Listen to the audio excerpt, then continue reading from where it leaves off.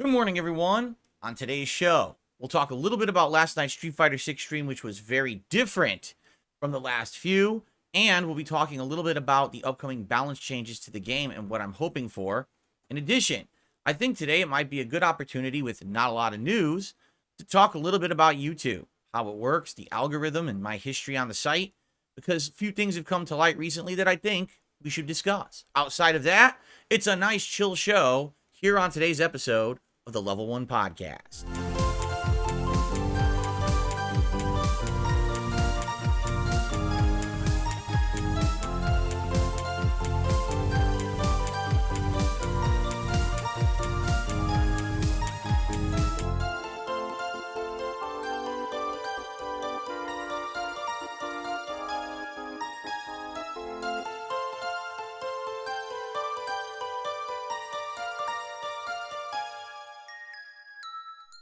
Good morning, all. Bill here, and welcome to the show. It is Saturday, the 18th of May, 2024. A much more chill day today because not a crazy amount of game news. In fact, I was looking all over the internet for what I should discuss today on the show. Honestly, didn't see too much more new stuff or not much than a few little follow-ups here and there. And I was like, you know what? Today, on the show, let's treat it more like a more laid-back, relaxed show. I have a couple of interesting topics that I think I'd like to talk about today. Like I said, notably, we've got this Street Fighter 6 balance patch coming up on Wednesday that could change the face of the game, and I'm going to be playing a lot of the game as a result. So now that I've actually had an opportunity to stop grinding for master level with all these characters and instead just have a little bit more of a casual night last night, I'd like to talk about that and kind of share my perspective on what I would like to see as a rebalance of the game coming up. Now, in addition, this morning, here in the stream chat, as we were getting set up, an interesting discussion opened up about YouTube and the algorithm and what people see when they search on YouTube and things like that. And in light of a few things, notably, I actually watched a video recently of someone who's a longtime YouTuber like me, has been around on YouTube for the greater part of, over 15 years.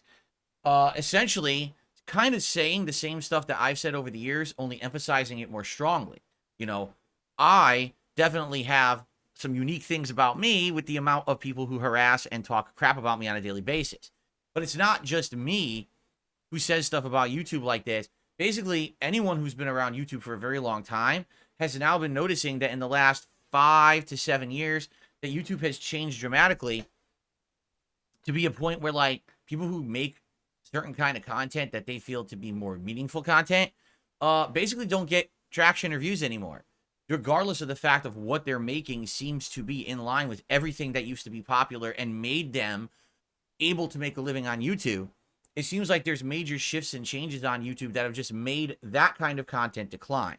And what I'd like to talk about today is my personal experience with YouTube over the years and basically how things like the algorithm have affected me and my content, because my God, what a difference from back in the day when everything that I did used to always jump out and basically be able to be found on YouTube. It was discoverable. Now you can't discover my content on YouTube at all. And the one or two times when rarely I hit the algorithm, my video will blow up. Take a look at Fallout 4 Part 1, 33,000 views for a playthrough part because it actually showed up in YouTube search. So anyway, we'll talk about those topics today. We'll see how much time we have outside of that and go from there. All right. So today is Saturday, and today we got a good variety of stuff coming up in gameplay. But what I would briefly like to do is recap what we did yesterday. Yesterday's podcast was absolutely chock full of game news. So if you want to get caught up on game news, be sure to check out yesterday's show because it covers all of that. Okay? Then Fallout 4 went really well yesterday. Good progress in many different ways. We did basically some big recruiting and or updates with my followers. I recruited Hancock as a follower. Then I got to the plot point where Curie can actually become a synth who looks like a human. And now basically you're building up affinity with her to make her be like a really trusted companion who will like heal you and help you in combat. In addition to that, we actually went out and did a lot of questing related to the next gen update, the new missions that were added as part of the mainline game. And some of those were pretty interesting. We got a very unique set of power armor and then some really unique weapons, such as a Fat Man that shoots piggy banks. So if you didn't see it yet, get caught up. It's good, fun stuff. And I'm debating whether or not we'll go back to the main story anytime soon, or maybe I should just continue on with these pretty challenging new quests. We'll see. But a good time, a good chill time. Also, last night on the Street Fighter 6 stream, dude, such a good stream. Because it was not a grind to master. I wasn't using a low-tier character and struggling against endless armies of camis and top tiers to try to get a rank. Instead, it was just me trying to have some fun and get some wins out with low tiers like Dalsim, who's probably mid-tier, I would say, and Lily, who most people argue is the worst character in the game. Funny enough, with Dalsim, I really like the character, but I know that I'm kind of weak with the character, honestly. Like, I know that there's a lot better stuff I could be doing that I'm not, and I need to play more with him to get back in line. I feel like I was to a point where I was getting really good with Dalsim, and then because I stopped playing him, I lost a lot of knowledge that I had. Because I remember I was getting setups and traps in the corner. I could actually be offensive and rush people in the corner and stuff like that. And I can't remember that stuff anymore. Like, I'm trying as I'm playing, I'm like, I can't really remember what I was doing. So I'll probably have to study some Dalsims and look at some content there to try to figure out, get back into game with him. With Lily, this is just funny. Lily, I had an 8-win streak with Lily last night. 8. I haven't had a win streak like that in ages with any character, including Blanca, all right? And it's funny because you're like, well, that's because you're fighting all low tiers in casual play. No, if you look at the gameplay last night, I fought mostly either high-level diamond players or master players who were just playing in casual. It does matchmake you to people of similar skill of what you're doing. And someone had actually left a really interesting comment on the video last night. They said, it's funny because, when you were using Zangief, you were having a really hard time getting wins, right? I mean, everyone can admit it. I'll admit it. I couldn't. It was so frustrating. And even though most people would argue Lily is the worst in the game, not Zangief, that Zangief could even be argued to be like upper low or lower mid tier because he has more tools and way more damage output than Lily. When I was playing with Lily last night, I was doing well. Why is that? Right? And a lot of people were actually saying, like, I remember Jax Raxer said this on the stream too, they just enjoy watching me play with Lily more because everyone knows Lily is the weakest character in the game. Yeah, I'm actually doing really well with her. When I play with her, I usually get good wins, and everyone's, like, amazed that I could do so well with a bad character, right? So why is that? There's a factor in fighting games that a lot of people forget about, okay? And what it is familiarity, all right? Well, what does that mean? It means that in any given fighting game, you're probably going to have established playstyles, established characters, archetypes that people are familiar with. For example, in Street Fighter 6, okay? Zangief, he's a grappler. Well, guess what? Zangief has been around since Street Fighter 2, right? Everyone knows Zangief. They know he's the guy, the big wrestler. He tries to grab you and do all kinds of holds, including the spinning pile driver, his signature move. He has a spinning clothesline that's either an anti-air, can go through fireballs. He'll usually have some kicks and tricks, but mostly he's just always trying to catch you with some kind of a throw setup, right? Everyone knows who Zangief is.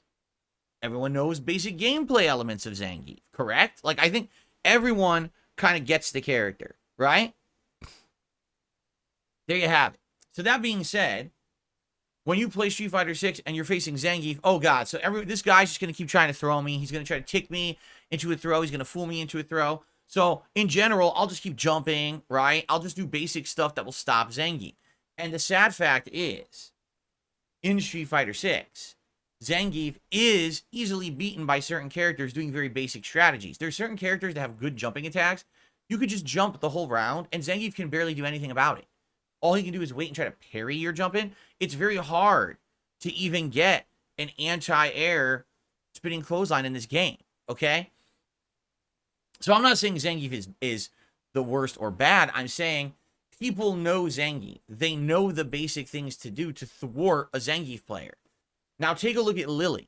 Lily is essentially a hybrid character. She's got strikes and combos that are very basic but high damage. She's got tick throws and or mix-ups into 360 throw, which is kind of like a grappler, all right? She's got some moves taken from the other character, T-Hawk, from previous Street Fighter games, but then she has other things as well that T-Hawk never had. So she would be considered a hybrid, okay? And honestly, I feel that people do not know how to fight Lily. Reason being, she is so bad that most people have never picked her. And if you've never selected her, never used her, and essentially you've never fought anyone who's good with her, you're going to have absolutely no clue what she's capable of, right? Equate this right now to my experience against Ed. Ed is a character that was added, what, a month and a half ago? I didn't play Street Fighter 6 when he was out. I was still playing Tekken. So because of that, I missed his launch. I never played him. I don't know exactly what the properties of his moves are. I'm trying to learn on the fly as I play the game how to fight against Ed, but I don't actually know what Ed can do. So I'm just in a guessing game, right? I'm in an endless guessing game of trying to figure out what to do against Ed. Well, maybe if I played with Ed, maybe if I fought more Eds, I would have more experience and I'd be able to play better against him, right? But let's be honest, when I'm playing Street Fighter 6, how often do you see a Lily? Almost never. And that was different when the game came out a year ago and everyone was busy trying out different characters, looking for their groove or their build. But at this point, with the meta established, most people do not want to play with Lily. They know she's the worst character, and it's just such an uphill climb to do anything with this character. They don't want to bother. I'd much rather pick a mid to high tier character, play way less skill, right? Just be honest. Play a pattern, do something, and just get wins, as opposed to having to work your ass off to get a win with Lily. So, it's not that Zangief is worse than Lily, and that's why I have a harder time winning with him. It's that more people know Zangief. They know the matchup. They know what to do to shut him down, to lock him down, to avoid throw traps, to lock him in the corner. With Lily, a lot of people don't actually know what she can do. How many people are walking up to my Lily and get stuffed with the low Fierce Punch, and then I get a free combo, right? They don't know that happens. They're kind of clueless. Or I do the Condor Spire, and I get advantage after, where I get to do some another hit string with light kick and then jabs. They don't know that that's free. They think that they can blow through the Condor Spire or punish it. They can't. So they go for it, and then, oh, here comes my free combo. So they fall for the tricks because they don't know the tricks, right? That's the difference. So that, you know, it's interesting to watch me play with Lily for sure, because I think I'm one of the few people who try to actually learn the character. And it's, let me put it this way. Is it fun when I actually get wins with her? Of course. Dude, I had 8 wins straight last night with her. What the heck? Like I said, I wasn't pulling that off with Blanca. But at the same time, it is so hard to win with her.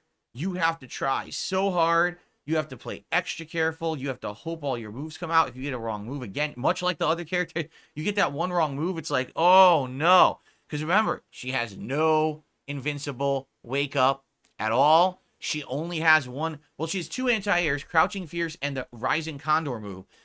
The Rising Condor is slightly better, but neither of them do a lot of damage nor lead to much. They just kind of get people out of the air, but they're not invincible.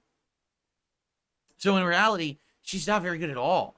She doesn't really have any tools like a top tier would need to do anything effective. She cannot rush down at all. She's just about staying at mid-range and trying to stuff what you're doing or counter hit what you're doing, leading either to a combo or an attempted mix-up or a safe hit string, and then just repeat. Every once in a while, jump in the air and do like the dive to freak people out. Because that's what I got someone yesterday. I remember when you jump with her, people think, oh, she's jumping, let me anti-air. But she can then stop in midair and do the dive, and it's a delayed move.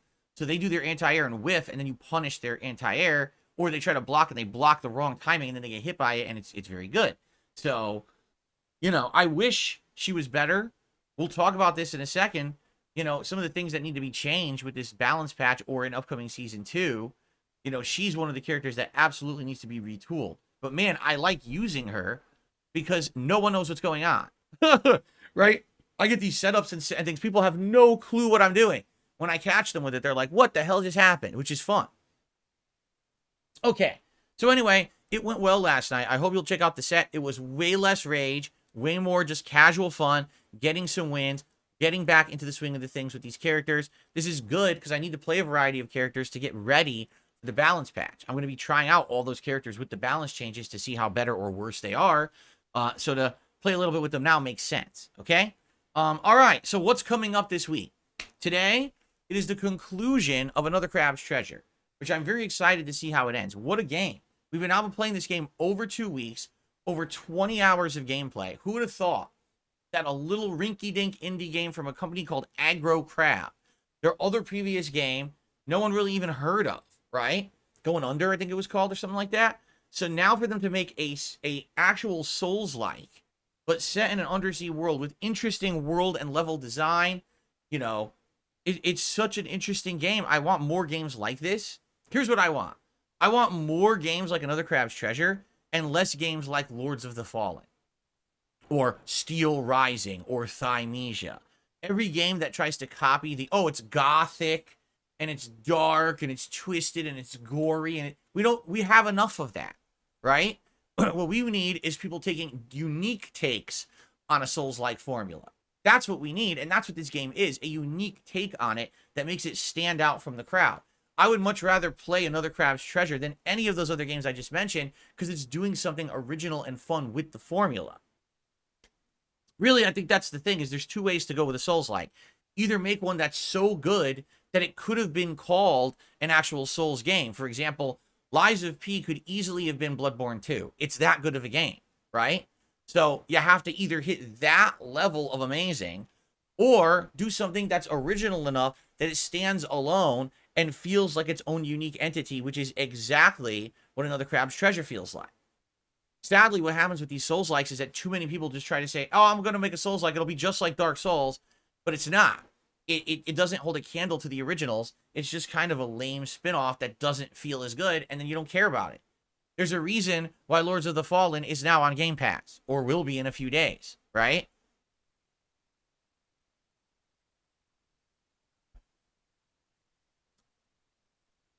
Anyway, so I cannot wait to see how Another Crab's Treasure ends. We're currently in an area, it's called the Old Ocean, but it looks just like Far Missoula. They totally were doing an homage to the Far Missoula dungeon in Elden Ring, which I just beat a few weeks ago. So it's actually exciting to be playing this and see what they're going to do with it. I can't imagine what's coming. I think people had said there's at least like 3 or more bosses left in the game, because I think people were saying there were 6 left, and I killed 2 last stream. So I can't imagine what the next few bosses will be. You know, we're at a point in the story where we've passed all the story beats. We've already beaten the guy who was the earlier villain. So I don't know what's coming up at this point, you know. I guess we'll see. So anyway, good stuff. Cannot wait for the stream today. I hope you'll join me for it and see how it all ends, okay? Later tonight on the late stream, 6:45 p.m. Pacific time, I am going to try out more Helldivers 2. When I played it last week, it was a mixed bag for me. It worked. Sadly, there were 2 matches that were a waste because I didn't finish them, right? And one was because bad luck, and the other was because of a dropped team, which really sucked. So, if tonight I can actually complete matches and make progress, that's great. In fact, I only need 1 more super sample, and then I can upgrade, well, my Eagle Stratagem again, which would be good. I'll be able to do 2 of the giant explosion ones, the 500 kilogram bombs, instead of 1, I think. I can do 2 of them. So, I'm excited for that. Hopefully, we'll make good progress tonight. But the thing is, the game is starting to feel really samey now, where there's just not much going on. It's the same enemies, the same exact missions. They haven't really offered much new at all. And let's be honest here, because people are like, well, you know, the war bonds. Yeah, but I'm at a point where I'm not even unlocking new war bonds. I'm grinding, and I'm not getting enough of the credits to get the next war bomb. So the way I see it is kind of hit the wall at this point, right? Now, let's see how it goes tonight. If people show up and engage and support the stream and like more Helldivers, I will keep it in the rotation. But we're at a kind of a point where it's like, I think it's time to start judging if this is a game that I should continue to play or not. Because last time when I played it, I was seriously getting bored. So let's see how it goes tonight, okay? We'll judge honestly and evenly, and we'll see how it goes and go from there, okay? Okay.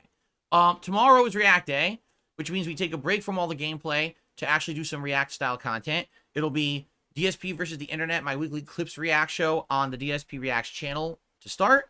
And then the late stream tomorrow night, this is exciting. The viewers have spoken. They want Dark Souls back. So tomorrow night on the late stream, 6:45 p.m. Pacific time on the DSP Throwback channel, which is youtube.com/@DSP Throwback, we're doing a retro react stream continuing on my original playthrough of Dark Souls 1.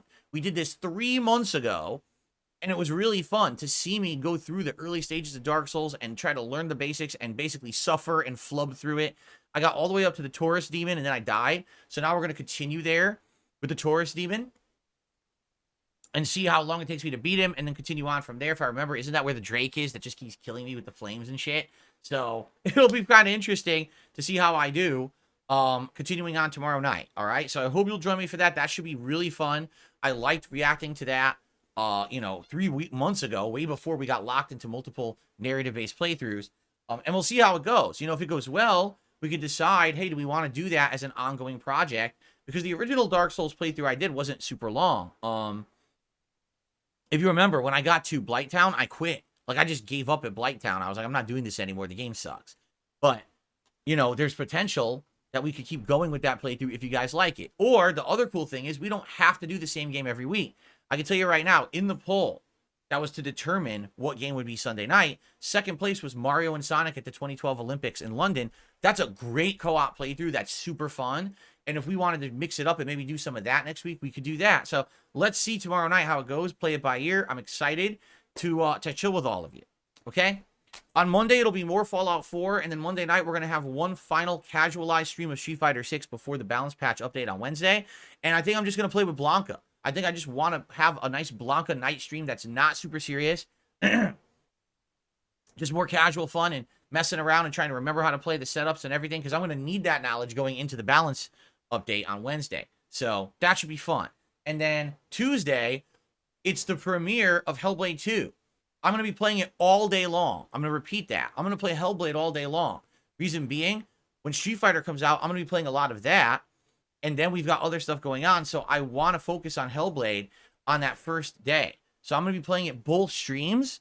Hopefully it's a great game. I really liked Hellblade 1, but I didn't play it when it was brand new. I played it a little late. This time around, I'm going to be playing this as a day one new release. So I hope you guys will join me. It should be very fun. And then Wednesday, that is the big balance update in Street Fighter 6. We've got Akuma coming out. So I'll be checking out Akuma, going into his trials and trying to learn his basics and tools and strategies and combos. And then basically going online with him in casual matches, trying to learn stuff. And eventually will I get to ranked that day? Maybe. But, it depends on how much I jive with him or whatever. So basically it's all day. Now, am I going to pick Akuma all day? I don't know, because I might be interested in also checking out the balance changes. So maybe I'll do Akuma for the first stream. And then the late stream, I actually try out, say, like Blanco or Dalsim, or try to see what balance changes have been implemented with the characters that I'm good with. So we'll see. But all day long on Wednesday is Street Fighter 6. Okay? And then next week, it's a balance where I'm going to be playing Hellblade 2 and Street Fighter 6 and trying to basically balance them out as the main games in the rotation. Will there be Fallout 4 next week? Maybe I'll squeeze in a stream. We'll see. Also, keep in mind, Saturday, May 25th, 1 week from today, it's my Indies Marathon.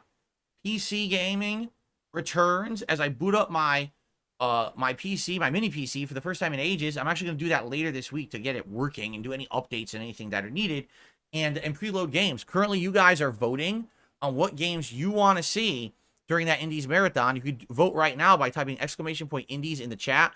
The one game that we're absolutely playing is Noita, which I guess is a pixel-based RPG shooter. It looks pretty unique. I don't really exactly know what it's going to be, but that's the game that got the most nominations. So we're playing that one for sure. The other games we play are determined by your voting. So the most voted games we will play over others. So please vote if you haven't yet. That poll is running all week long. And it should be a great... I haven't played indie games in so long. So it's going to be very fun to be sitting down and having just a dedicated day to check out various different indies and see what's good and what's not. And I'll be honest, I think what will happen is a couple of these games will probably turn into real playthroughs for me, because I'm going to like them so much that I'm going to want to continue them, okay? And we'll have time for that. There will be time in June before the Shadows of the Erdtree TLZ comes out at the end of June that we'll have time to check out other games like that.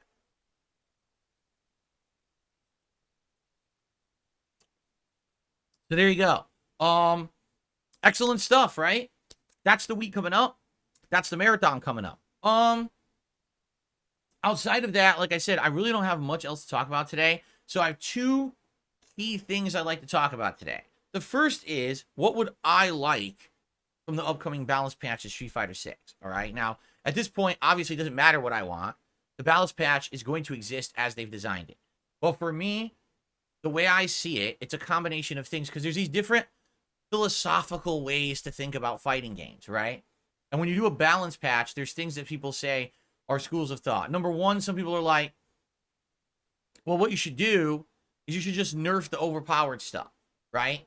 If you just nerf the overpowered stuff, then that means that the characters that are worse will be able to hang with them because those characters won't be so crazy overpowered anymore. So reduce increase startup time for this, right? Reduce invincibility frames for this. Make it so that this doesn't cancel anymore. Reduce damage output, etc., etc., etc., right? And if you're looking at Street Fighter 6, okay, what I would definitely say is obviously any of these rushdown tiers, meaning the Juries, the Camis, the DJs, the Kens, right? The, who's the fifth character who I always seem to forget? Oh, Luke, the Lukes, and other characters like that who literally their entire game is based on just getting in your face and attacking almost nonstop because, number one, they have the ability to keep drive rush comboing you into the corner, and you have very few opportunities to do anything about it unless you have like a perfect invincible reversal to blow through it. You need to have that reduced. Right now, you have an entire upper echelon of the game that's based on just getting in your face and rushing down. That's fine, but that should be a style of play. That should not be the dominant style of play. You understand? Like, a great fighting game is based around variety, that you can have different characters played as different ways. So you should have a game where, okay, maybe there's 2 or 3 rushdown characters that are really good, but there's also 2 or 3 keep away characters that are really good. There's a grappler that's really good. Now they can all be viably played competitively. But in Street Fighter 6, they haven't found that balance yet. It really is this one archetype of rushdown in your face character that is dominating the game competitively. So, should they nerf those top tiers? I think so. But I don't know if they're going to, because it seems like the actual mentality of the FGC these days is not nerf the top tiers, but instead buff the bottom tiers. Okay? So, since people already like the top tiers and have mastered them, don't mess with what works. Instead, change what's not working. Right? So, think about this. All those top tier characters stay the same, but now the bottom tiers have better viability. So, for example, maybe Lily finally has a true reversal. Maybe her Rising Condor move actually has invincibility frames that will blow through things, so she has a way to wake up, but she doesn't right now. Okay? Maybe make it so that her cancels are a little faster, a little better, a little bit higher priority. Maybe her normals are a little bit higher priority. Right now, one of the big problems with Lily is she always needs to have the wind charge, and it's not safe to do the wind charge ever. So maybe have it so that they did this with Hakan in Street Fighter 4. When Hakan was originally released in Super Street Fighter 4, everyone argued he wasn't that good. Then they did a balance update later on in a later version, and they gave it so that he already had his oil charges on him already. So he didn't have to do it at the beginning of a round. He already had them to begin with, and then he had to recharge them later in the fight. So maybe have her start with at least one wind charge, so she doesn't have to worry about, oh, I just literally can't fight until I get my first wind charge, right? Those are just some examples. Buff the weaker class with better moves and more abilities rather than nerfing the top tiers, right? So that would be an idea. But ultimately, I think really what it's about, it's this simple. When people play a fighting game, they don't want to just do the same thing with every single character, all right? Imagine if you had a fighting game, and it didn't matter if you picked Ryu, Guile, E Honda, or Akuma. But no matter who you picked, it felt like you were playing the same game. Every character has the same strategy, and you just use it over and over. Right now, with the top tiers of Street Fighter 6, it's almost like that. Any of the rushdown characters, again, DJ, Jury, Luke, Ken, they all feel the same. They all feel like you're playing the same character. The difference is, there are a few characters that are slightly different. JP, Guile, different, for sure. They do not play like the other top tier characters. I would argue Chun-Li is more of a hybrid. She's good, but she's not top. She's like maybe high, mid, or low top. And I would say that she is this hybrid. Blanca, he's also a hybrid. He's definitely rushdown mix-up, but he's not as good as the other rushdown characters, and he relies on some other tricks and traps to actually get going. So, yeah, like, that's good and everything, but you need variety. You need to have more characters that are viable. Right now, there is absolutely no grappler in the game that's good. Anyone who's considered a grappler character is not good in this game. Minot, who's probably the best of them. Zangief, Lily, right? Anyone who has the grapple, even Honda, hell, has a command throw. They all suck. So why? Why did you make it so that the grappler class, which is a traditional class in fighting games, is so bad in Street Fighter 6? Buff that. How? I don't know. But that should be viable. You should have grappler style as a viable style. It shouldn't be, there's literally one person on Earth who can hang, and his name is Snake Eyes, and that's it, and no one else can do well with those characters. That's ridiculous. It should be, grapplers are viable in the game. In addition, you know, a character like Dalsim, a keep away style, should absolutely be a viable style. And he is, until someone gets in his face, and then he can't do anything. Then he's dead in the water. So, that's what I'm hoping for when it comes to this balance. But I just want it that the game is viable no matter what style you play. I'm not saying that it has to be easy. I don't want every style to be easy. I don't want grapplers to have it easy or zoners to have it easy. I just want them to have it viable. Right now, it's really not. It's shit. All mostly top tier rushdown, basically flowchart gameplay, right? It's just flowchart 50-50 guesses.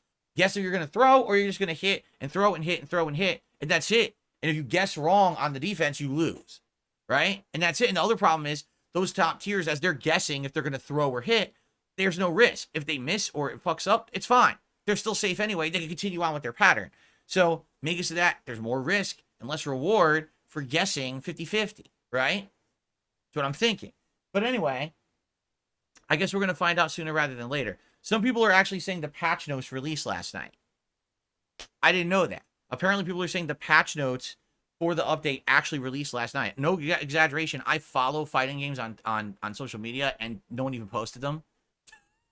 Or if they did, it was obscure. I guess it wasn't mainstream yet. Maybe it's only on fighting game websites, which I didn't check out. So I definitely want to see the patch notes, and I want to review them, especially for my characters. I'm very curious, you know, what's changed. Hopefully, good stuff. Like what I saw on there from the preview video they put out a few days ago. Like, I would say Zangief looks like the change they added there was useless. Lily looks like the change they added to her was useless. Dalsim is a maybe, because if they really did extend the reach of his level 3 super, that's really good. Blanca with the whole drive rush hop could be interesting, but I feel like that's going to be a gimmick that everyone's going to get used to right away and not fall for. Like, maybe the first few times you see it, you're like, oh shit. And then after that, it's just not going to be as big of a deal.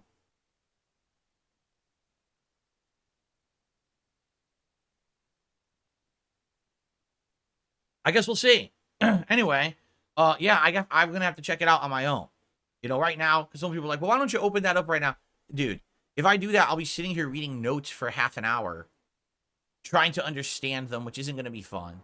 You know, now that if you guys are saying the patch notes are out, I'll have to check them out, and maybe we'll talk about that tomorrow. Okay, but as from now, yeah, I didn't know. I looked all over. I didn't actually see that. In fact, I'm just curious if I can bring it up now if I was able to look. I mean, what is it even called? Street Fighter 6 Akuma patch notes? Like, what is it actually called to find it, right? Like, what would, I don't even know.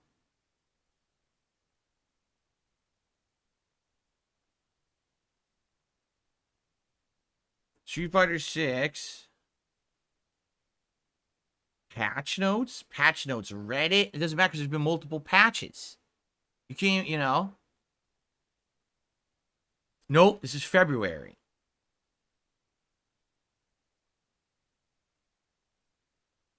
And there's a ton of YouTube videos about it. Nope, this is February patch notes. See, they're calling it the Ed patch, so this isn't even it. Yeah, see? So I can't even find it. Just an initial search, can't even find it. I guess I could say Akuma patch notes. No, but just a bunch of fucking YouTube videos.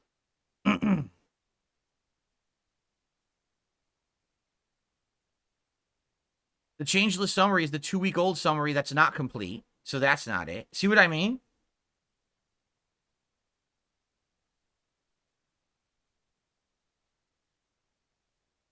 I can't even find it. No wonder I wasn't aware of it, because it's not even easily findable.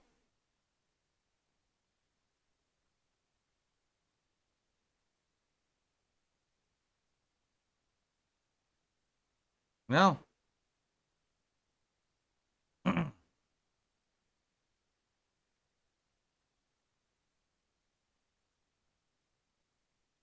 Yeah, this is not patch notes. This is guesses based on videos. So this isn't it. I knew it. See, it's not even there. So if anyone wants to actually send me the patch notes and I'll look at them, I knew it. I'm searching. It's not even in Google. It's a bunch of YouTube videos of people who got the patch early and they're just guessing at the notes. There's no actual comprehensive listing in a search. No wonder I didn't know about it, and no wonder it's not on social media. I'll have to look into it later. I'm not going to waste more time on it now. All right. So anyway, that's what I'm hoping. I'm hoping that whatever they balance makes it so that other types are viable. We don't want a fighting game where literally it's the whole top tier is one style of gameplay, and then maybe 1 or 2 characters are different, and that's the whole game. So it's a 7-character game, but really there's only 3 characters because 5 of them play the same, right? We don't want that. We want a game with viability, and that's what I want. I want a game that's viable where you can play in completely different styles, and those characters are, oh, well, because they're not the rushdown style, they're bottom tier. Wait, what? No, that's bullshit. I want every style to be viable. So let's see. All right. The other topic that I want to talk about before we get to shout-outs today is something that actually came up in the chat earlier today before the podcast had started. All right.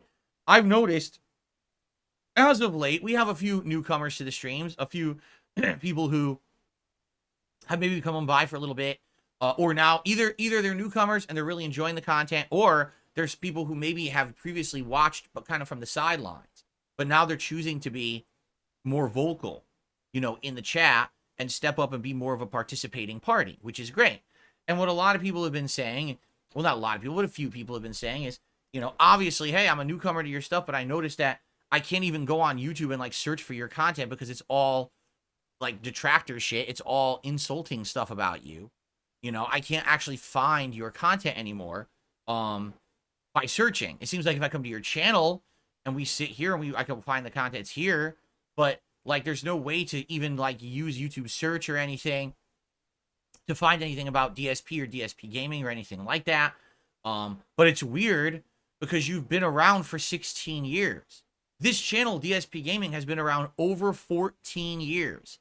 This channel, DSPGaming, has over 65,000 videos on it.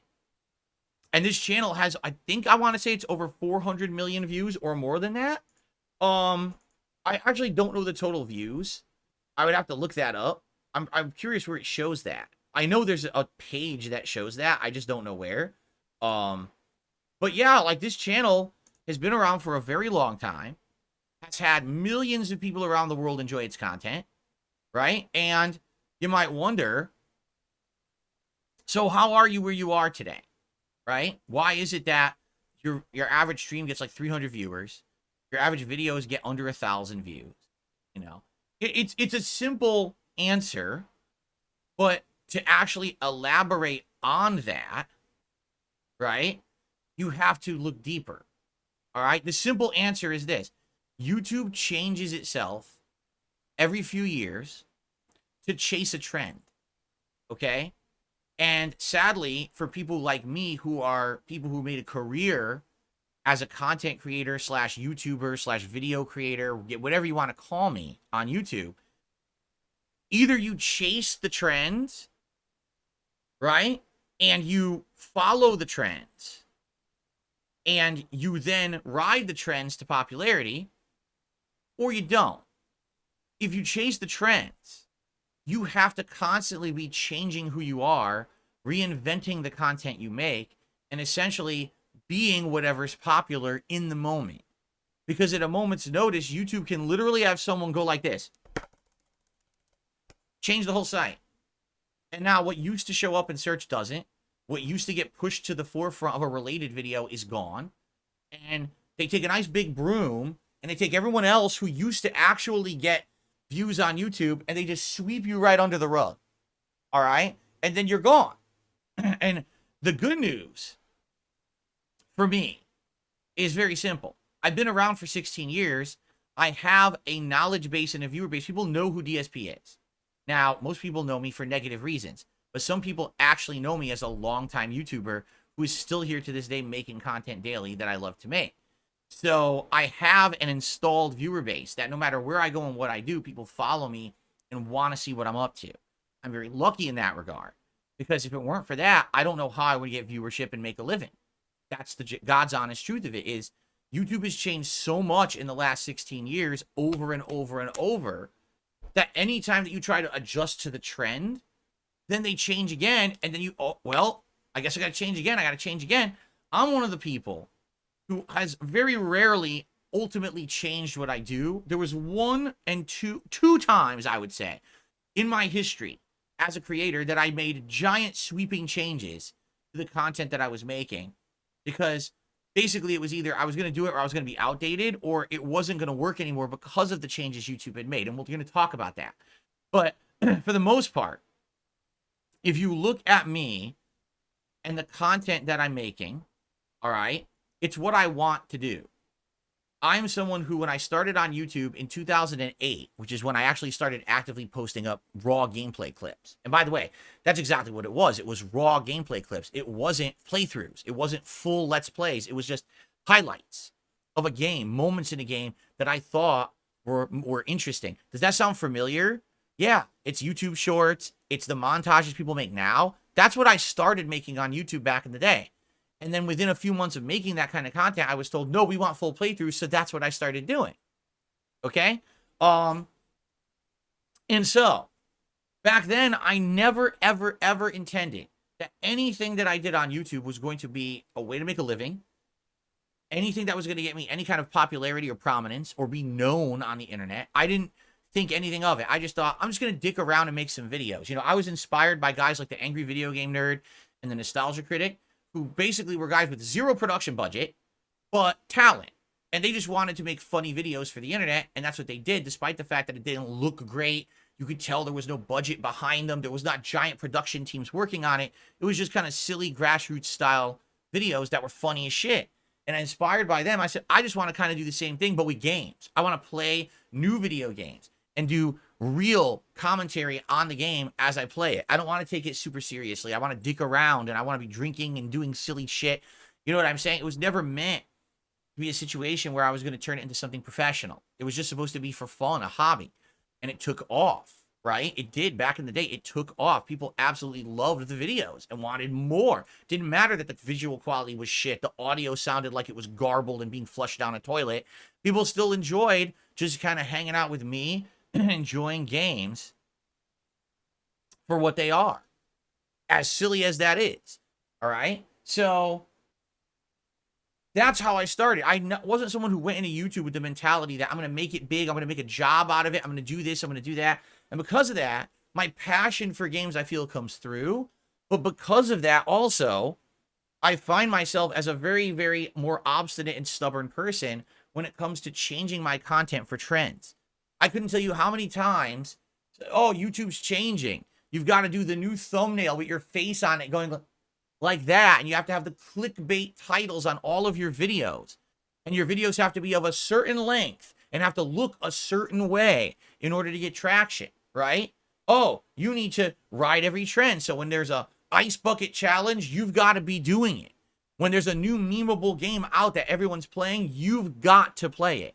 If you don't do these key critical things, you're just going to fall by the wayside. People are going to call you a dinosaur. People aren't going to care about you and your content.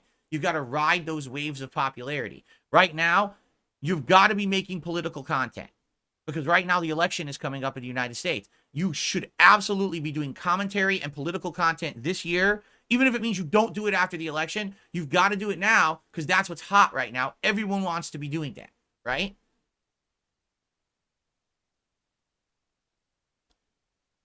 And I can keep telling you, oh, make your videos longer, make your videos shorter.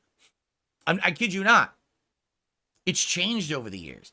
Sometimes you're favored if you're longer. Sometimes you're favored if you're shorter. Well, what's the fucking rule of thumb here? You got to make YouTube shorts. YouTube shorts are going to propel your channel into the stratosphere. Okay?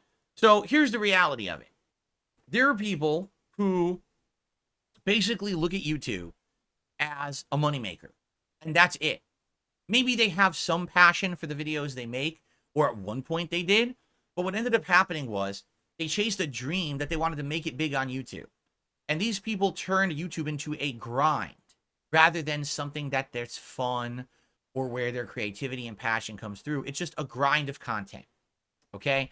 And the people who have that mentality basically are constantly stressed out because they're always chasing that new algorithm change, that new trend, that new thing that's going to get them some clickbait today so they have something to talk about and they'll actually get popularity on YouTube.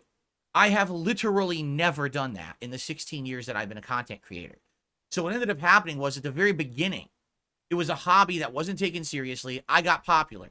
Then I got laid off from my office job. People felt for me, because they basically said, we feel bad for this guy. He's the underdog. He doesn't have any sponsorship or anything. And this guy's now getting laid off from his job, and we like his content. Let's support it. So, boom. I get partnered with Machinima. Next thing you know, my videos are getting crazy views, right? I've got playthroughs with millions of views on parts, which is insane to think about. Just a guy doing raw playthrough content getting millions of views. These videos are hitting the algorithm and being searched on and found over and over. Anyone for like 5 years who typed in Spider-Man video game, my video was top 3. So my video would immediately get, I was getting tens of thousands of views, residual views on old videos every month. Like, no exaggeration, the views that I get every month now on this channel is equivalent to like the residual views I would get on like 10 videos 15 years ago. Well, not 15 years ago, probably about 12 years ago. Yeah, that's how popular it was to be in the YouTube algorithm was amazing. You didn't have to work that hard because all your old videos would get tons of views. Not only would you make content that would bring people to your channel every day for new games and content, but the residual views were outstanding, you know? So for me, I never really changed. I stayed making the same kind of content that I always liked, right? Now, what did change? There were 2 pivotal changes in my history on YouTube. In 2013, I went direct capture and started doing live streaming, which is essentially what everybody else was doing, right? And then in 2017, I changed from being a more on-demand focused content creator to being a live streamer fully with interaction with you guys live on the streams. Those were my 2 key changes in DSP history where my content completely kind of evolved into something different because I had to change with the times, correct? And so you could say, yes, Phil did change just like everybody else, but I didn't do everything else that was necessary there like everyone else did. So what you'll find is that there's YouTubers who are popular, but you notice they're always playing the viral game. They're always doing the next trend. They're always talking about what's supposed to be hip and cool instead of actually having like a focus. There's no focus, just all over the fucking place. But that's fine, right? Because they have a stream with 4,000 people on it every day just blabbing. They can't have a conversation with anyone in their chat because it's going with a bunch of mindless people. And that's okay because that's what they wanted. Like, that's what they wanted out of YouTube. They wanted that level of notoriety, popularity where they are making dough. They're getting that bag because they're riding the trends. They're good, right? Oh, they don't have to worry about that shit. I'm not like that. I'm the guy who, like, when I started was of a mentality that I'm just doing this for fun. I just want to do stuff that I think people will get a laugh out of. And here I am today, you know, in 2024. And it's like, you know, do I still to some extent feel that way? Yes. But I absolutely feel that for me, it's more important to make meaningful content that people enjoy, but is not harmful. All right. And I think that's also one of the major things that's happened on YouTube that's just unfortunate is that harmful content has come to the forefront and become some of the more popular content on YouTube that YouTube through its algorithms pushes. Okay. Just to talk about some of these algorithm changes that YouTube has done over the years. Originally, there was no focus on the algorithm. It was just get views. So if you got some people watching your content, you'd hit the algorithm on a trend up, and then all of a sudden, boom, you're in the related videos, you're in the recommended videos, and all your videos would explode. And that's how it was for me back in the day.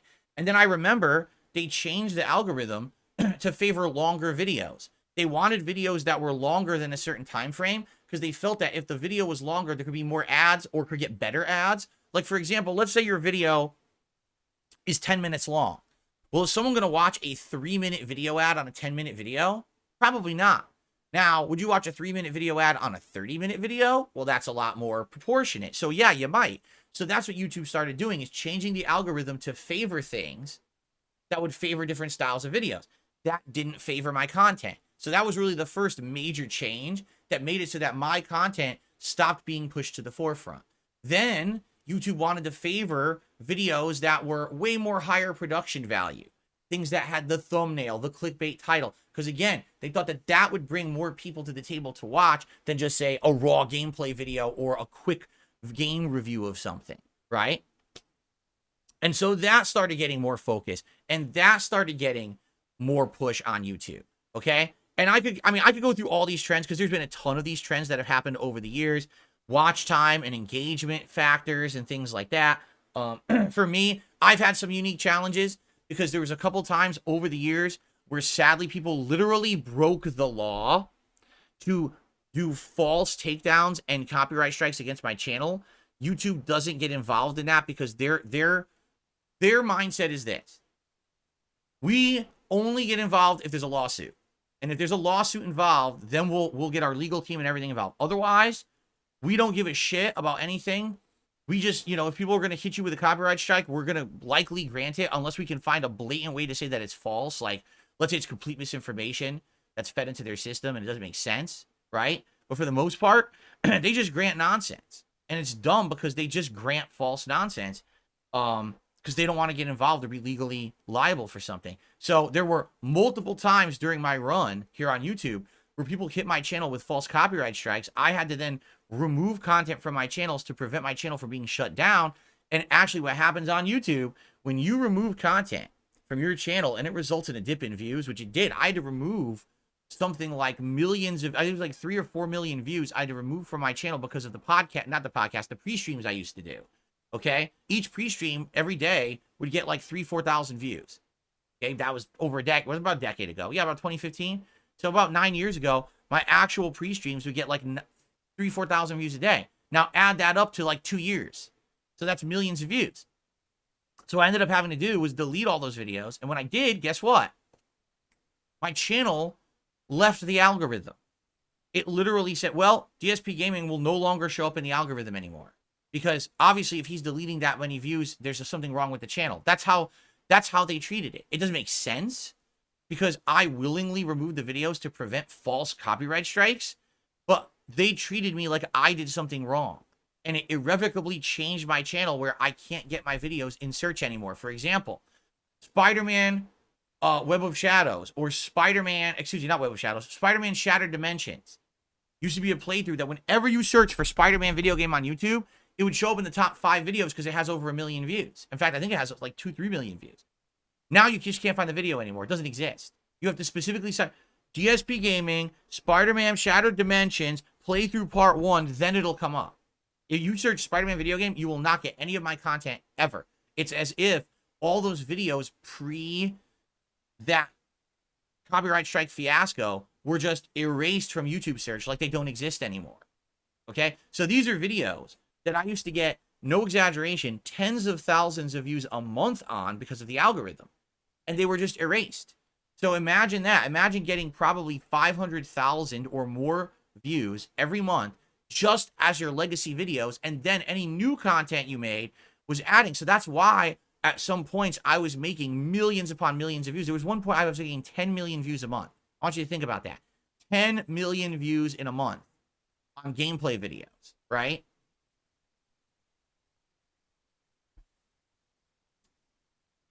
So with the things that happened, I was just destroyed from being relevant. You can't find DSP anymore. Now, what ended up happening on top of that was YouTube again changed their algorithms.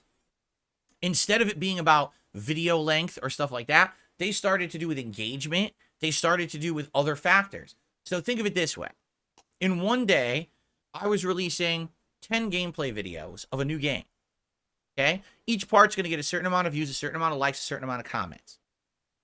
A detractor releases one video of making fun of me playing that game in that day, all right? And that video is only one video, but it's longer than any of my gameplay videos. So it has the engagement and that long form factor that YouTube's looking for in the algorithm. And it's basically going to get more views. Because think of it. One person is going to watch 5-10 videos, and each video gets a few thousand views because it's a playthrough. But that negative video, people are going to go and watch it and then come back to it, watch it again, or they're going to click and resume their view, and that counts as a second view. It's a longer video. So the longer hateful montage about me ends up getting more engagement, more views, more clicks, and is more favored by the YouTube algorithm than the raw content that it's based upon. Is it better? Not necessarily. It's for a different audience. Someone who's watching the raw playthrough and likes it versus someone who's there just to make fun of the person doing the raw playthrough and doesn't like the person, right? But the negative video, because of the basis of the way it's created, it's longer form, it's negative, it's clickbaity, it's got people liking it because they're fucking little loser idiots, it's going to get more traction than a raw playthrough. So did I change? Did I change my formula to be in line with what YouTube did? No. Why would I change who I am or what I do or what I love, right? At one point, it was favored. At one point, doing playthroughs and enjoying games and doing raw streams was favored on YouTube. But all the algorithm changes they've made over the years and everything have completely changed that, right? In addition to that, now look at YouTube, modern YouTube today. So not only are you in competition with this algorithm that's trying to push stupid, clickbaity, drama, longer videos down your throat, but then in addition to that, you got to compete with YouTube Shorts, which doesn't even make sense. YouTube Shorts in themselves are a farce because people act like YouTube Shorts will help your channel. They do not. If you are a long-form content creator or someone who makes on-demand style content and videos, YouTube Shorts do not help your channel in any way, shape, or form. You can have a short that goes viral and gets millions of views. It will not bring any views to your channel unless your entire channel is YouTube Shorts, because think about how dumb this is. A YouTube short is a very short form digestible video, correct? So people who like that video, what else are they going to be looking for? A 2-hour video documentary? A half-an-hour gameplay clip? A 5-hour archived live stream? No, they're going to be looking for another short form digestible video. So when you get a viral, short, and then they go to your channel and they're like, oh, there's basically nothing else here besides other content, it doesn't help your channel at all. No one will click on your other videos.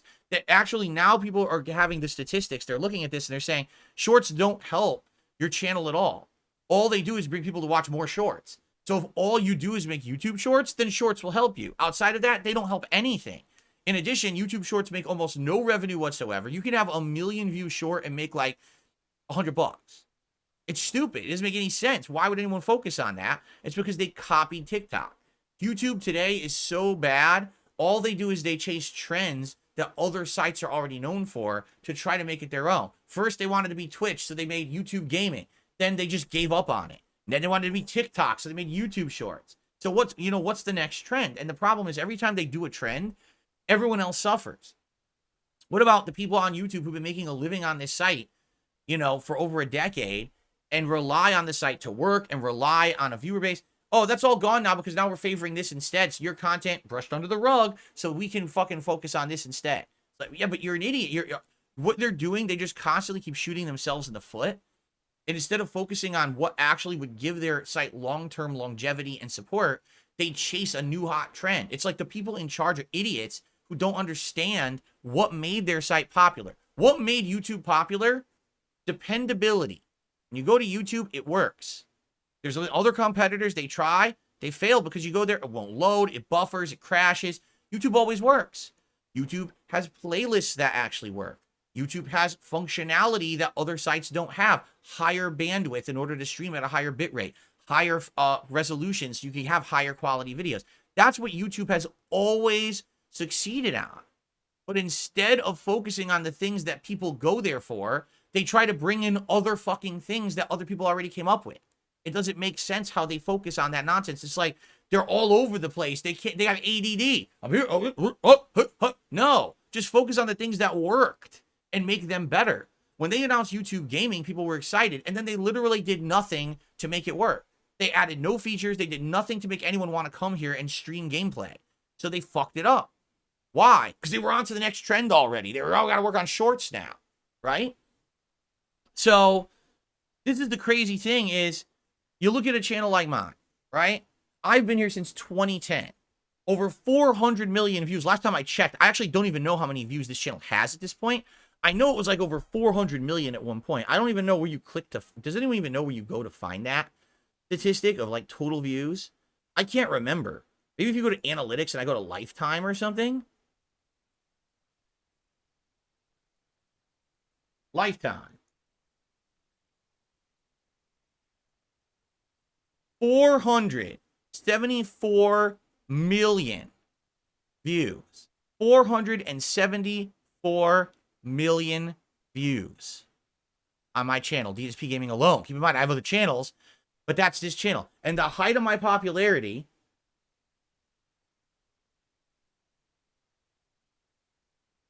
was late 2011 into early 2012, with some peaks and valleys, but mostly late 2011 into early 2012. Again, why?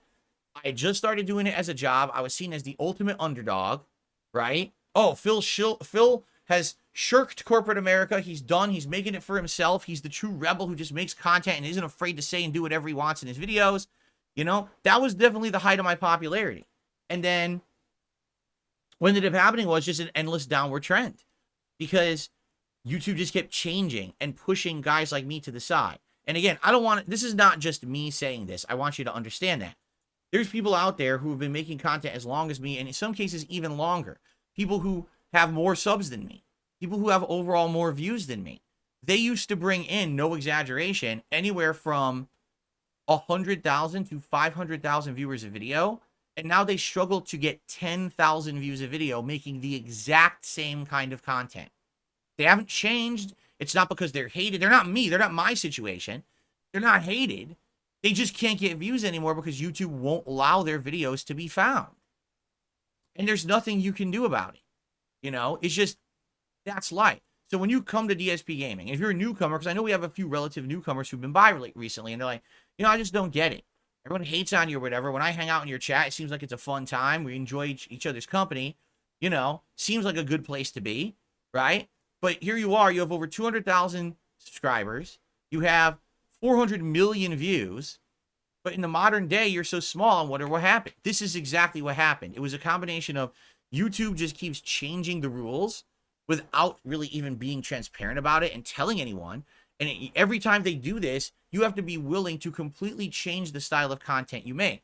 So first, I would have had to start making more highly produced clickbaity title, thumbnail content. Then I would have had to increase the length of my videos. Then I would have had to start live streaming as early as humanly possible. Then I would have had to start doing these kind of news stories, drama stories, topics like that to stay pertinent so I could stay in the algorithm. Then I would have had to start doing interactive live streams as soon as they started monetizing them and things like that. Then as soon as YouTube Shorts hit, I would have had to be a shorts creator where I'm pumping out tons of shorts a week. Like, that's the way to stay on the top. And I don't care about any of that shit. I never did. Never did I ever go into YouTube saying, this is going to be my job today. This is going to be what I want to do for my life, is I want to actually make content for YouTube as a job. No, not once did I ever say that. I said, you know, I like to hang out with people and share my thoughts on games, you know, have some fun. That's what it's always been. For me, it's been fun with work, or turn that fun into work, right? That's amazing. And that's really why to this day, I absolutely love my job, because everything I do here is fun to me. I'm not here feeling like, oh my God, this is such a boring grind and I hate it. This podcast right now where I get to share my feelings with you about everything is awesome. I love this, and people watch this and enjoy it, and that's cool, right? Imagine a job where you're just working 9 to 5. You're just doing stuff for a paycheck. You don't feel like you're appreciated, right? It's the opposite for me. I actually feel very appreciated with my work. I know people come by, they hang out, they support it because they like me and they like the content, and that feels good to me. That's why I still do it. I don't care that I'm only getting a few hundred views on a video. I don't care that I'm only getting overall a couple thousand views on a stream. It doesn't bother me. As long as we're all having a good time and you're finding meaning in it enough, to keep coming back and watch and support the content. Why would I care? But that's the thing with YouTube is, if you wanted to remain pertinent, you had to care and keep changing. So you literally could never just be the same person on YouTube. You always had to be changing, and that doesn't make sense at all, right? It doesn't. Again, when I came into this, there was no making money on YouTube. From the years of 2008 to 2011, I couldn't even monetize any videos. I made videos for nearly 3 years and didn't make any money on them. I was taking the money that I had for my office job to buy all the games and finance everything that I did on YouTube as a hobby, just because I loved it, not because I saw dollar signs or I want, you know what I mean? And that's why when YouTube became more commercial and became more overproduced and it followed the trend, I was like, this is disgusting to me. That's not what I'm interested in. That's not what I came here for. I'm very lucky that I get to still be someone who makes a living on YouTube, because there's lots of people like me who have had to leave.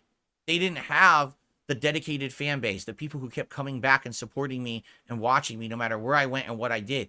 They sadly, they fell out of prominence and relevancy, and then no one cared about them and they couldn't maintain anymore, you know?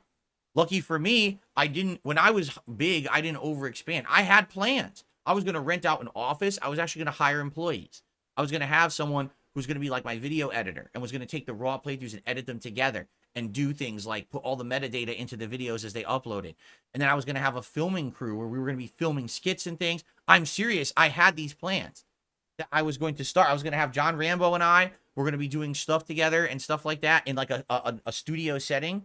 Like, this was all of my plans that I was actually going to do back in the day. Thank God I didn't, because likely what would have happened is I would have completely invested in that, and then YouTube would have just changed, and that would have been the end of all of it, right? And how am I going to continue on if I had done that? If I had overexpanded and done stuff like that? Thankfully, I mostly relied it all on me. That it was always me doing all the work, and it was all on me, and it was just kind of a small-time operation.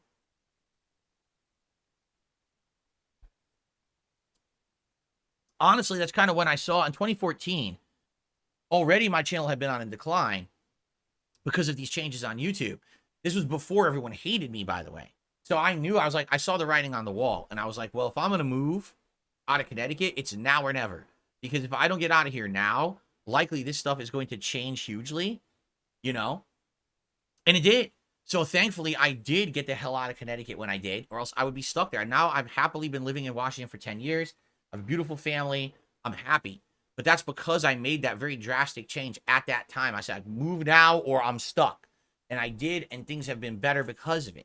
But, man, you know, again, can you imagine someone who, like, I did a long-term investment in YouTube because I was popular in 2010 or 2012, and I expanded, I did a studio, and there's people who did that. I mean, look, the Creatures did that, and there's other groups as well. This is what they did, and then what happened? It all crashed. Because YouTube just keeps deciding they want to change everything for everyone, and now your videos are gone. Like I said, all my old legacy videos used to bring in 500,000 to 1 million views a month just on the legacy videos. They get 0 views. 0. Like right now, for the first time in ages, my Fallout 4 playthrough hit the algorithm, and part 1 has 33,000 views. As a result of that, probably a few hundred people went and checked out my old Fallout playthroughs, and that's it. No one goes and watches my old catalog anymore. Only the most dedicated people who like have been along for the ride will go back and watch old stuff. Outside of that, it just sits there stagnant and no one cares, and it's YouTube's fault. Because YouTube brushed me out of the algorithm and doesn't want my stuff to be found because they want to prominently push forward the memesters, the popular kids, the kids who they think are going to sell more ad space, while all the content that people want to find or used to be able to find can't be found anymore. People used to be able to just go to my channel page and search for a video and find it. It doesn't even exist anymore. They've removed that functionality. You can't find anything on DSPGaming anymore. It's gone. So that's just a little history of YouTube and what's going on. And again, this is not just my story. This is a lot of people now who've been around for a long time. And basically they're like, well, I guess it's it. You know, it's been a nice ride, 15, 18, 20 years on YouTube. But if you're someone who, you know, was making a living doing it, likely it's become so much increasingly more difficult recently, especially these last few years. And if you're not going to be popularly following every trend, you will never get any prominence on YouTube anymore. If you're not a toxic drama queen making crap content for a dumb audience who literally doesn't have a brain cell in their fucking head, it's very, very hard to get any kind of prominence on YouTube and get any kind of relevancy. Even for those, and again, this is not me, even for those who are making supposedly really meaningful, informative videos and have been doing this for so long, cannot get any views on their content anymore. It's not their fault. Their content didn't dip in quality. YouTube changed for the worse, and now this is what the site has become. So anyway, by the way, FYI, if you ever are interested in finding something of mine on YouTube, I do not recommend you use YouTube search at all because it will not work. Here's what you do. Use a third-party search engine. I'm serious. So let's say, for example, you wanted to watch, let's say you wanted to watch a gem of a playthrough. Like, let's say you wanted to watch me play Deus Ex Mankind Divided. Do not go on YouTube. You have to go to a third-party search engine. So go to, like, a Bing, or go to, what was the one someone had said? There's an Opera search engine there is now. There's a few different ones, Opera GX. So go to a third-party search engine and literally type in YouTube DSPGaming Deus Ex Mankind Divided. My playthrough will come up. Yeah. Because they don't follow the bullshit algorithm that Google and YouTube does. They don't care about engagement and fucking bullshit. They just find what you're searching for. So you'll actually find my content again. If you're interested in it, and then you can search related searches, you'll get it all. You'll get all my content again. But you cannot use Google. Google has irrevocably changed and fucked up their search to favor bullshit content to pay for ads instead of actual meaningful content that would bring more people to the site. So, yeah, there you go. All right, that's my recommendation. That's all I can say. You know, it's been a wild ride. I'm still here and I'm not going anywhere. Like I said, I'm lucky because I've been around for so long. No, regardless of the fact that I really don't have any notoriety on YouTube for anything, I still have enough of a dedicated fan base that people will come back and hang out and support the content I'm still making, right? And you still support my new initiatives of new things that I do, and I'm still okay. I can still make a living doing it. It's certainly nowhere near the living I used to make. At the height of my prominence in 2011, 2012, it was insane, the amount of money I was making, all right? I don't make anything near that anymore, right? But at least now I've settled in, and I'm happy with where I am, and just understand that when people ask these questions, I don't understand why, Phil, what happened to you? You fell off. Well, it's a combination. It's a unique combination. It's mostly YouTube changes. There's some illegal actions towards me that I couldn't avoid, but really it's just I didn't want to follow bullshit trends because I wasn't that kind of guy. I never was. I didn't care about having to be at the top of everything. I just wanted to have fun with my audience. And that's what I'm still doing to this day. So if you're part of that audience, thank you for still coming by, hanging out, and basically having a good time with me, okay? Oh, I'm absolutely sure. Battleduck says, Google is now currently working on an AI solution to better predict what you're searching for. They're going to try to make a search algorithm for searching in your place. So essentially, you type something in, and it predicts the next 5 things you want to look at. So you don't have to think. Oh, that sounds good, doesn't it?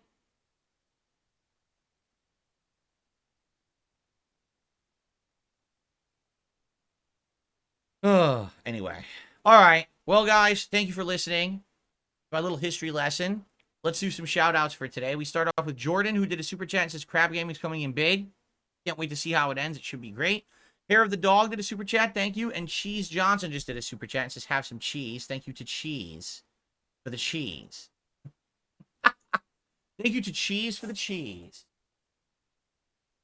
Can I have some cheese, please? All right. Let's see here. First tip of the day. From Chimp Thoughts. I don't... What a weird name. Will I be playing Shin Megami Tensei 5? Did I ever play the series before? No and no. Number one, I never played the series before. Number two, I've heard that it's far more of a grindy, arduous game series than Persona was. And especially considering how JRPGs have been received on this channel as of the last 6 months, I have no plans to be doing that kind of JRPG at all in the foreseeable future. Okay? So I hope you understand why. I'm I'm going to abbreviate your name just in case someone doesn't misconstrue it as something insulting, which it shouldn't be, but you never know, people are dumb. Okay.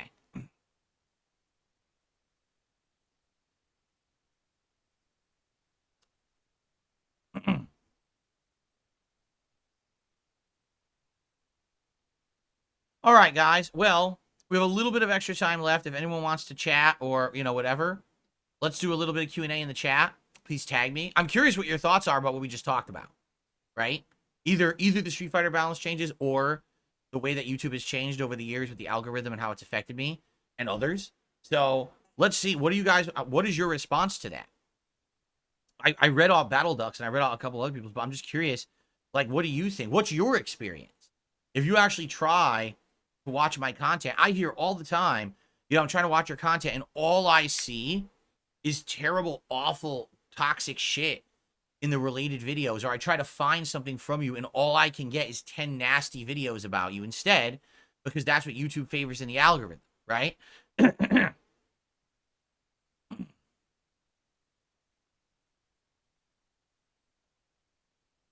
I ever think YouTube will get a serious competitor? There have been attempts, and they've all failed pretty badly.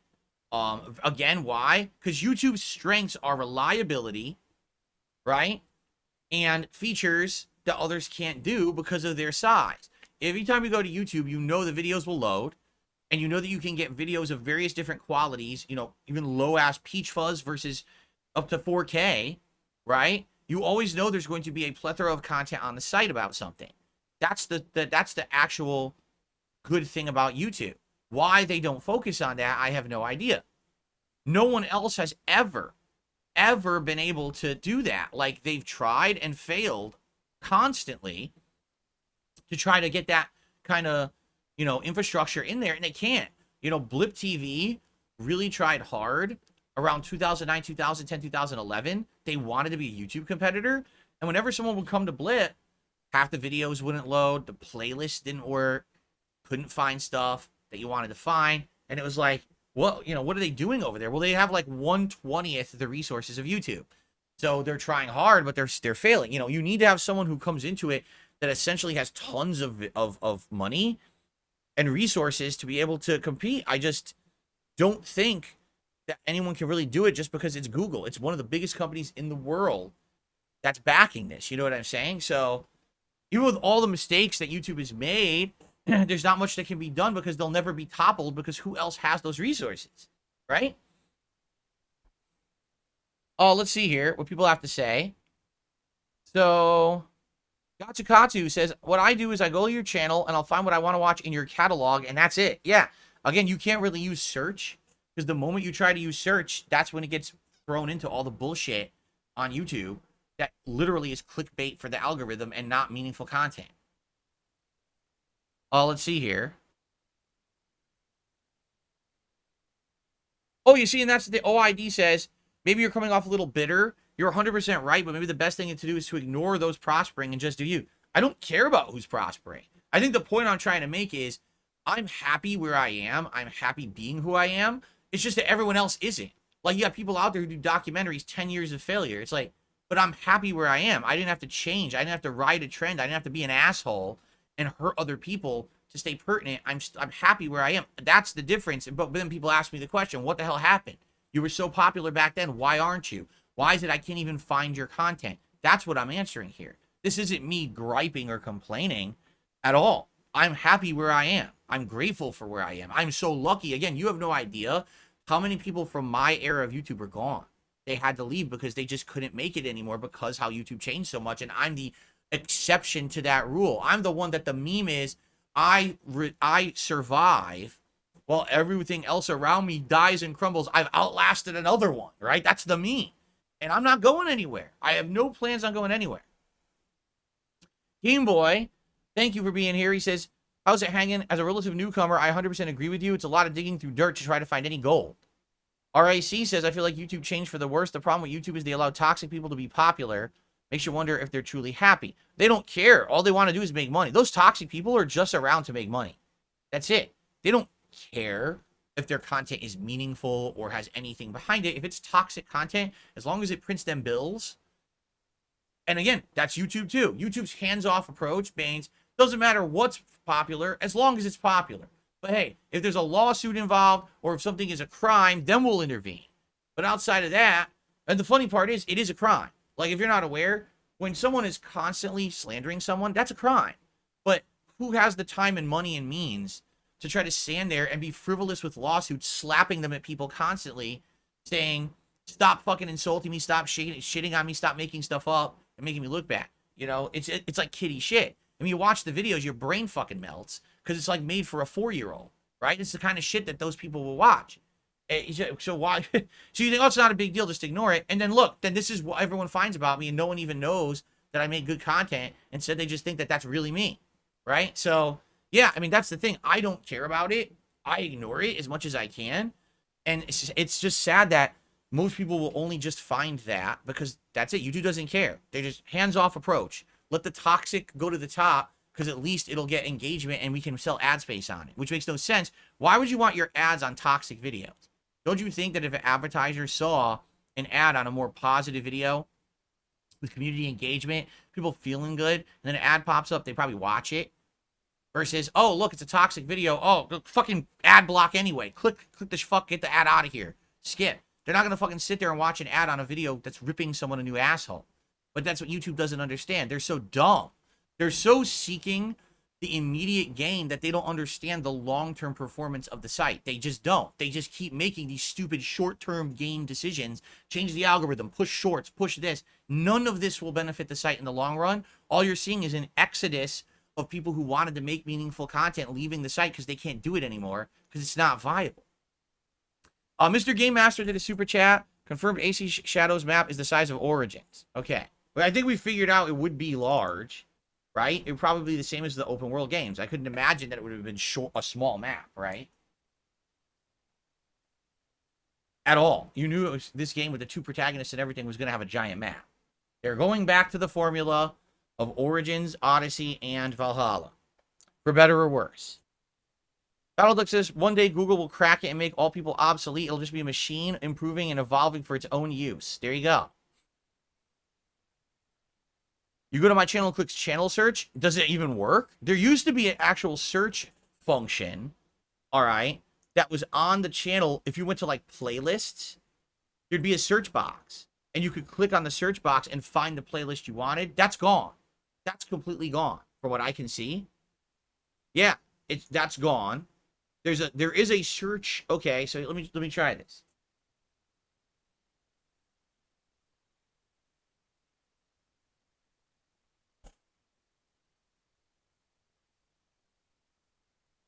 Okay, there is a search function, but it's hidden. It's not right in front of you. What you have to do is go to the main channel page, okay? Let me actually reload the main channel page just to confirm that. So when you're on the DSPGaming main channel page, to the far right of all the tabs, if you're on mobile, I don't even think you can see it, there is a magnifying glass. And if you click on the magnifying glass, a new field opens up that says search. It doesn't even show until you click on it. And then you can type in what you're looking for. So, for example, Heavy Rain. And there you go. So I got Heavy Rain, the anniversary run, best and worst of DSP Classics Heavy Rain, the original PS Move demo. There's the anniversary run. I don't even see the original. Was the original on Dark Side Phil? I don't think so, was it?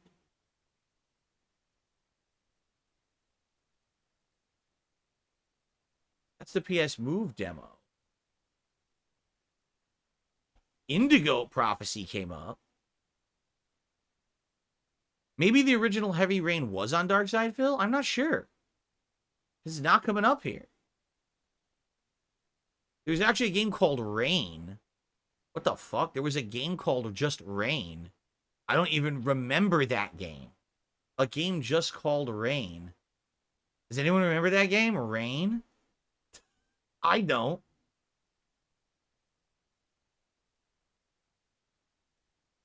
So basically, I'm scrolling so far down now. Alan Wake came up before my original Heavy Rain playthrough. I'm not kidding. So I saw my redone playthrough, which was the anniversary run. I saw like a best and worst of classics where I did montages years ago. I saw some year-end countdowns and best DLCs. I'm now seeing Alan Wake. Okay. I still haven't gotten to the original Heavy Rain. Now I see Enslaved. So there you go. Even in my own channel search, just trying to find the original Heavy Rain playthrough, it didn't come up. I mean, my own channel search is giving me everything beyond Two Souls now. Where the fuck is Heavy Rain? It won't give me the original run. It refuses. Now I'm getting StarCraft, so I guess I give up at this point. Yeah, it literally won't show me what I searched for. That's great. I mean, but anyway, I mean, that's still better. At least you would have gotten a Heavy Rain playthrough of mine if you searched there. So yeah, do not use the YouTube search. Do not use Google search. You go to my main channel page of DSPGaming, go all the way to the right of the tabs. There's a magnifying glass. Click on the magnifying glass and type in what you're looking for, and then you have a chance to possibly get the content you're looking for. Okay? Alex Master says, searching for your content works fine for me. I'm not sure if it's coming in Canada and internet and content have different laws. I don't think so. I think that Google search would be the same no matter where you are in the world. But again, I don't know what kind of search you're using, Google search or if you're using YouTube search.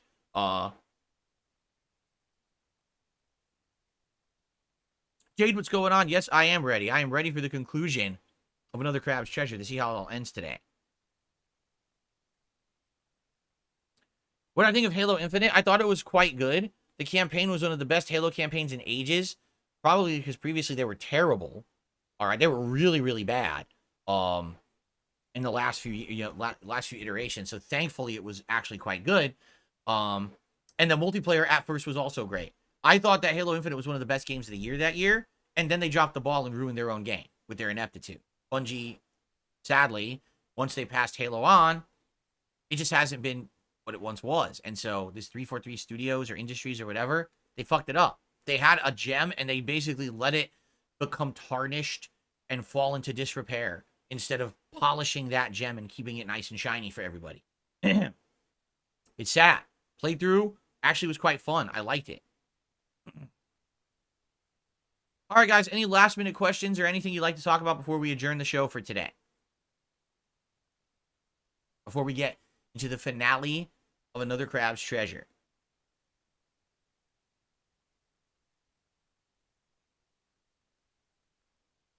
Oh, a tip came in. I missed it. Hold on. I received a $2.70 tip. If you find commercialization of YouTube disgusting, why do you choose to stay and do it for a job? And don't you profit from gross commercialization? What do you think? Do I? First of all, let's be honest. Do I still make ad revenue on this site? Yes, I do. Okay, I'm not going to lie about that. I do make ad revenue on this site. Is it my primary income? No, it is not. But it's still supplementary income. Okay? I always urge people to get YouTube Premium. That way you don't have to watch ads.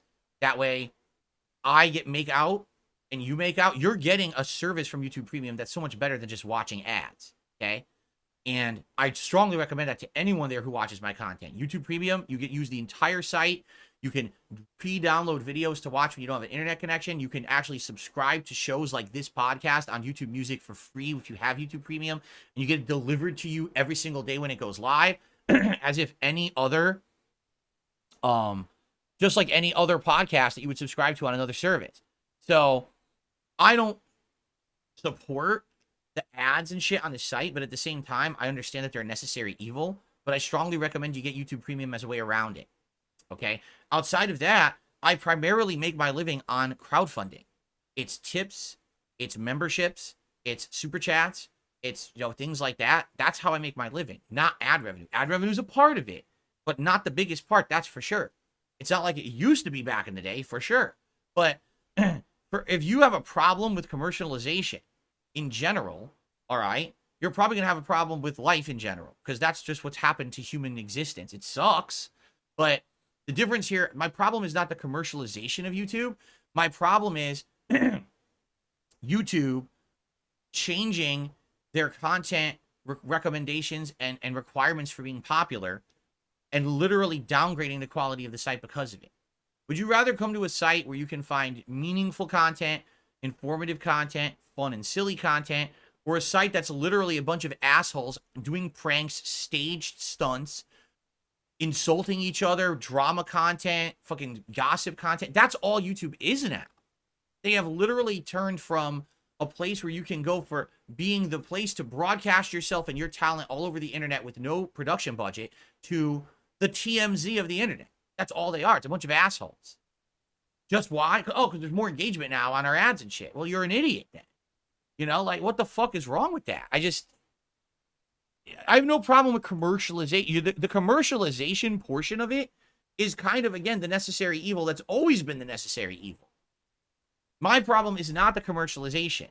My problem is that you basically changed the site from being something meaningful and positive to something negative and toxic for the sake of the buck. Why? Because you couldn't run your site right.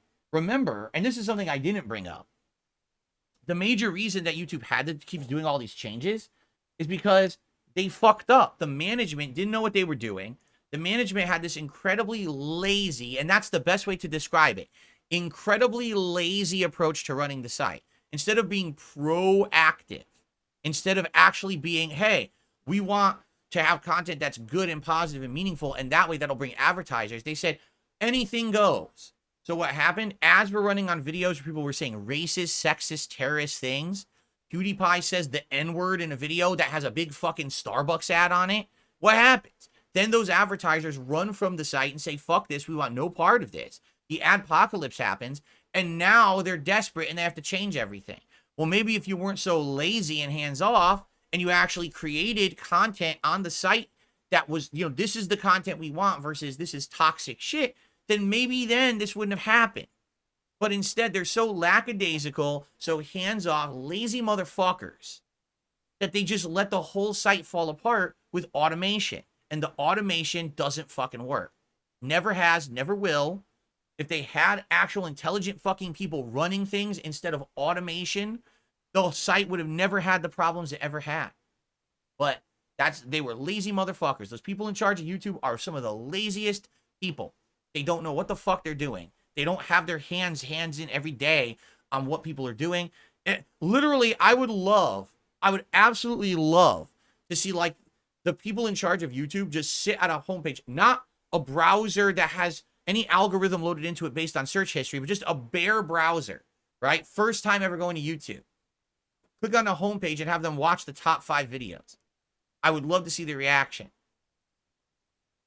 Because it ain't going to be pretty. This is what is on the top of their site to push ads and content to people, you know? It's just sad. Again, back in the day, actual passion, actual hard work, dedication were rewarded. None of that is rewarded on YouTube today. None. It's just, what do you do for the cheap view today? What more mouth-drooling content can you make for dumb people to get an ad on it that fucking someone will stupidly just click, duh. It's just trash. All right. I think I've said my piece on YouTube today, did I not? Okay. All right, guys. Well, that is it for the show. It's a heck of a show. All right. And tomorrow, I don't know. I'm going to see if I can find these official patch notes for the Street Fighter 6 patch. They're not anywhere. I know people are telling me they're there. No, they're not. What we've seen is there's notes. There was early patch notes from that April that weren't correct. Then there's patch notes that people are getting because they had early access to the patch, but those aren't complete. There's been no official Capcom patch notes to my knowledge. If those are available, I would love to review them here on a podcast, but I haven't seen them. If anyone knows they exist, let me know. I didn't see them anywhere. What I see is a bunch of fucking stupid Reddit posts and shit that are bullshit, all right? But anyway, I hope that you have a fun day. Thank you for chilling with me here on the show. Let's now get to another Crab's Treasure, shall we? And thank you all for hanging out with me on the Level 1 podcast. Tomorrow, I'm sure we'll be talking about the end of another Crab's Treasure and whether or not I decided to keep Helldivers in the rotation and many other things. Okay? Thank you, guys. Thanks for chilling with me. See you tomorrow.